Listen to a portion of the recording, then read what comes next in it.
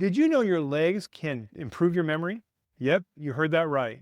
Your legs, not your brain, might be doing more to keep your memory sharp than almost anything else that you currently are doing. And by the end of this video, you'll know exactly why cardio fitness, specifically a number called VO2 max, is one of the only things a person can actually train that rebuilds the part of the brain responsible for memory. And I'm going to walk you through the actual mechanism because it's not what most people assume that mechanism is. Most people hear exercise helps your brain, and they picture something vague, more blood flow, more energy, a general fog lifting effect. But that's not what the research actually shows. What it shows is a specific chain of events starting in your muscles, running through your bloodstream, and ending in one exact structure in your brain. And once you see that chain, the statement, "I'm not as sharp as I used to be," stops sounding like an unavoidable part of just getting older and starts sounding like something with an actual lever attached to it that you can do something about. I'm Dr. John Torquato. I'm a board-certified family practice physician, and I have done assessments on cognitive ability and made recommendations on how to improve it for over 30 years. If this video saves even one person from writing their forgetfulness off as, "I'm just getting older," I think it's worth it. Because a lot of what feels like decline is actually reversible if you simply know the science. If you're getting value from this, drop me a like. It genuinely helps more people find this video. Now let's get back into it right now. So first, a quick definition, because the term VO2 max, it gets thrown around a lot without anybody actually explaining it. The VO2 max is simply the maximum rate your body can use oxygen during hard exercise. It's basically the number that tells how efficiently your heart, lungs, and muscles work together under stress. The higher it is, the fitter you are, in a cardio sense. And it turns out that this one number is tangled up with your memory in a way that has almost nothing to do with what you'd expect. Now, here's why this actually matters to you. If you've ever walked into a room and forgotten why you were there, or you blanked on a name during conversation that you know, you've probably chalked that up to not being as sharp as you used to be. Most people assume it's simply aging. Full stop. That's it. Whole explanation. Nothing to be done. But there's a pretty deep stack of research now saying that assumption is wrong. This specific kind of forgetfulness is tied to a part of your brain that responds directly to how fit you are, and it responds faster than most people think. Now for me, this got personal. I noted years ago when I was in training, both at studying in college and in medical school and residency, that the more balanced I was with exercise and fitness, the better I performed academically. The correlation was significant enough that I tried to plan some kind of fitness as part of my academic program. Sometimes I would simply take a 10-minute power walk between intense class lectures. Sometimes when I was tired from studying too long and I was mentally foggy from getting too little sleep, I would choose exactly that time to run a few miles, despite my mental exhaustion, because I recognized the improvement of the mental performance, the memory, and the focus that run would provide. Now, this isn't some small one-off finding either. A large review pulling data from 36 separate studies and more than 2,700 older adults found that aerobic exercise reliably improved episodic memory. Well, this means that the memory of specific events and experiences, not just facts, so that this is a pattern that shows up again and again, not a fluke result of some one lucky study. Now, here's the part that almost nobody talks about. The popular explanation of why cardio helps your brain is that it pumps more blood to the head. Well, that's not really it. What's actually happening is your muscles, once you push them hard enough, start behaving like a gland. They begin releasing proteins directly into your bloodstream. And one of those proteins is called irisin, and the other one that I'm going to talk about today is called cathepsin B. These proteins travel up to a structure in your brain called the hippocampus, which is the part of your brain responsible for encoding new memories. One study measured this process directly in mice, monkeys, and humans, and found that when subjects ran or when they cycled, cathepsin B levels rose in the blood, and that rise tracked with better memory performance across all three species. Now, that is not a small detail. When the same signal shows up in a mouse, a monkey, and a human, that's usually a sign that you found something fundamental about how the body works and about physiology, and not just some quirk in one species. One more recent study on irisin took it even further. Researchers measured circulating irisin in a group of older adults alongside detailed brain scans that they took. And when they mathematically removed irisin from the equation, the entire statistical link between exercise and brain volume disappeared. It didn't shrink, it disappeared, which tells you irisin isn't just along for the ride during the workout.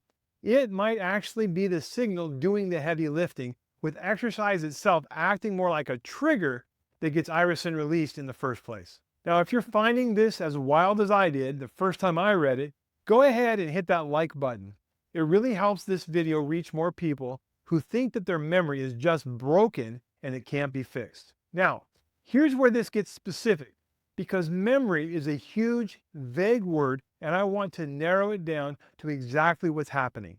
Inside your hippocampus, there's a tiny subregion called the dentate gyrus, working alongside another area called the CA3. This is the part of the brain responsible for telling apart memories that are almost identical. It's kind of like remembering where you parked today versus where you parked yesterday, or recognizing that this is a new conversation and not one that you had last week. In one study, previously sedentary young adults went through a 12-week fitness program, and researchers scanned their brains before and after. The people whose fitness improved the most showed actual measurable growth in that dentate gyrus and the CA3 region, and that growth predicted how well they could tell nearly identical images apart on a memory test afterwards. A separate study ran a similar test in older adults aged into their 80s, and they found the same pattern.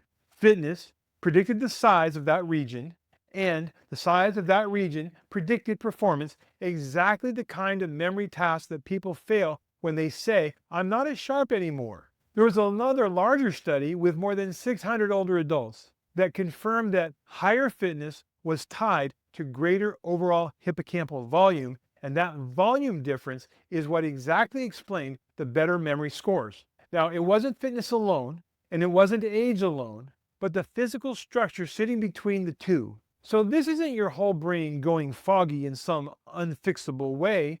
It's one specific area of the brain, a trainable region that responds to fitness in as little as 12 weeks, 3 months, in people who were previously sedentary and had just started training. And here's a part that actually contradicts the popular explanation for all why this happens. If you assume that fitter people have more blood pumping through their brain at rest, it's actually backwards. One study measured resting brain flow in older adults across the range of fitness levels, and the fitter people actually had lower blood flow in their brain at rest, paired with thicker cortex. The likely explanation is efficiency. A trained brain extracts more oxygen out of every drop of blood that it gets. So it simply doesn't need as much blood flow to do the same job, and that efficiency seems to become packaged with more brain tissue, not less. So the real story isn't that cardio floods your brain with blood, it's that cardio makes your brain need less blood to do more and be more efficient.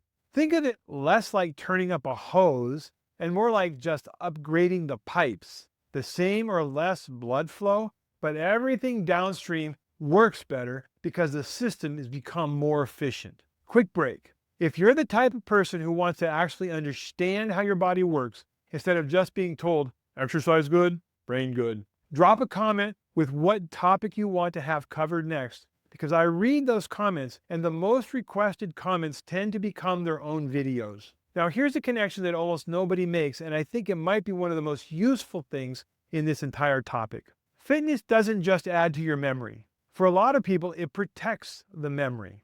One study looked at older adults and tracked how a rough night's sleep affected their memory the following day. In people with low fitness, every extra time they woke up during the night cost them close to 4% of their memory performance the next day. In people with high fitness, the same disrupted sleep barely moved the needle at all. So if you've ever had a terrible night of sleep, and then completely blank the next day, being fit doesn't just make you feel better in general, it appears to actually buffer your memory from that specific hit. And that's a genuinely different way to think about fitness.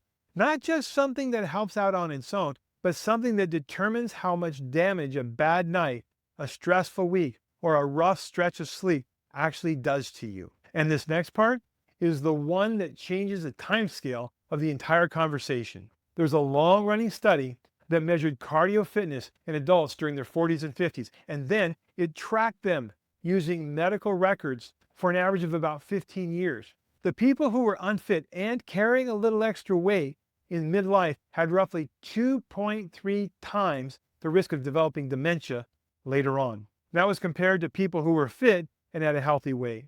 And this held up independent of the weight alone. So your VO2 max right now isn't just about how you feel this week. It's a number with the preview of your memory decades down the line that's attached to it. The key detail here is that the fitness effect held up even after accounting for the weight.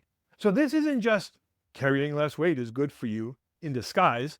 It's specifically the fitness measurement that mattered. If this video has been useful so far, go ahead and hit subscribe. I cover topics like this regularly, and it genuinely helps when you're on board for the next one. So practically, how do you actually move this VO2 max number? Steady, moderate cardio works. The original hippocampal growth study that I mentioned earlier used nothing fancier than a 40-minute walk 3 times a week for a year. That alone seemed to be associated with growth of the hippocampus by about 2%. But if your specific goal is raising your VO2 max as fast as possible, interval training beats steady state work matched for the same total effort. One well-known study had people do 4 rounds of 4-minute intervals at 90 to 95% of their maximal heart rate, with an easier recovery in between. 2 to 3 times a week, this was done for a period of 8 weeks. That raised the VO2 max by 7.2%, more than steady moderate training over the same amount of time. So you don't need to be a marathon runner for any of this. You need your heart rate elevated consistently, ideally with some harder efforts mixed in between. If you're just starting out, the walking approach is completely legitimate. It's very reasonable as a place to begin. The hippocampal growth study proved that walking alone was enough to produce real and measurable change. But interval training is simply the faster route once you're ready for it. And it doesn't require any special equipment, just a way to track your heart rate and a stretch of time where you're willing to be a little uncomfortable. So, to bring all this together, this isn't exercise is good for you in some vague generic sense.